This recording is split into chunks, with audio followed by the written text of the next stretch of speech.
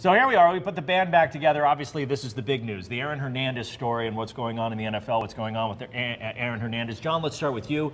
You did a story on Aaron Hernandez back in 2006 when he was a rising star at a high school level. Yeah, and when it first came out, I didn't want to believe it. He was a junior in high school, and we did something on him. Was great to us then, great to me and my kids when we met him as a Walter Camp All-American, and then great when we went up to the Patriots camp. You know, obviously I don't know him very well. This news is really disturbing, and I knew a good, respectful kid every time I saw him, but the more the days go by, boy, this is really ugly. Yeah, the news, everything more we read is certainly not in his favor. Well, since January, if we can just broaden this out a little bit, since January the 1st, 27 NFL players have been arrested on various different charges, DUI, suspicion of murder.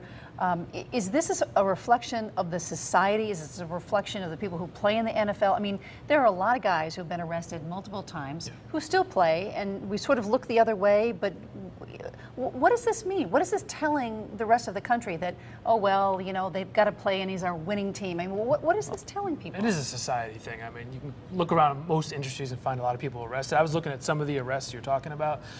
Failure to appear in court, a couple of DUIs. I mean, those are things we read about and talk about on the news every night. So, but what will be interesting to see, one of the arrests that you're referring to is Michael Boley, who was released by the Giants, right? Yep. He was arrested for child abuse. He's now a free agent. He's not with a team. It'll be interesting to see if he gets picked up by another team. I want to go back to a book that was written in 1998 called Pros and Cons. It was about the NFL in 1996-97. 21% of NFL players that year were arrested for a serious crime. These were rape arrests. These were assault arrests. Many of them were very high-profile players, and part of the emphasis of that book, and again, we're going back to the late 90s here, part of the emphasis on that book was they're allowed to get away with it because they've been arrested, and yet they keep getting jobs in the NFL. How many things have Aaron Hernandez gotten away with? In college, he flunked multiple drug tests.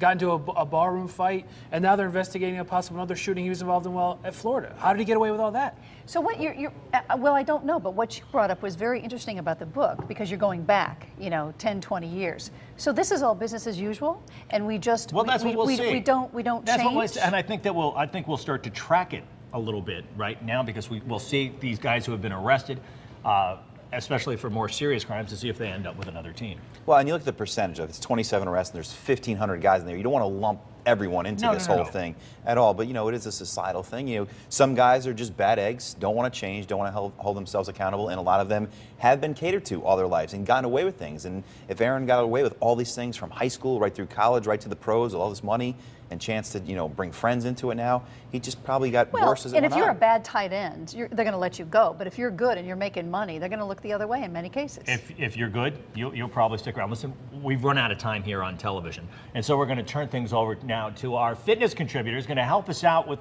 one of the most basic ways to get in shape, and that is walking. And we'll continue this discussion over on SportsEdge.com. So let's do that here on SportsEdge.com, because there's something else that I think it's important that we say. Right now, everything regarding Aaron Hernandez that we've heard has all come from the prosecution. Sure. The prosecution has to lay out its case in order to get the arrest warrant, in order to get him behind bars. We have not yet heard from the defense. And not that I'm trying to take sides here, but we have to be fair. And you know, all of this news that has come out certainly does not look promising for Aaron Hernandez, but we have only heard from the prosecution at this point. Innocent till proven guilty, but it does look very bad for him, putting him at the scene potentially with gum they find, maybe pinning him with the DNA, calling friends up from Connecticut, video with him leaving with guns. I mean, there's so much stacked against him. And it's been like almost 2 weeks now, or whatever, 10 days, and I still can't believe the kid I interviewed as a junior in high school is potentially facing all of these charges. You wonder he is facing the charges, potentially did all of these things. But Eric, you were talking about the different things that happened to him at the University of Florida, and how that was kind of, you know, we didn't really know about that until this. Urban Meyer, his coach, is now at Ohio State. I mean, I just don't understand how all this comes out now. Right. You know, I mean, his draft stock fell. Because he was a good player. But his draft stock fell to the 4th round, all that stuff. But now even the other stuff about the other murders. Like, if this recent thing didn't happen, would we even known about the other stuff from two? Well, because now he's being investigated for, you know, a shooting in Boston that left 2 men dead. Right, it looked like some sort of drive-by shooting of some sort that left 2 men dead in Boston. He's being investigated in shooting that a friend in the eye as well, shooting an associate of some sort, right? Shooting him. We don't know what happened behind that. But you're right. Why are we finding all of that out now?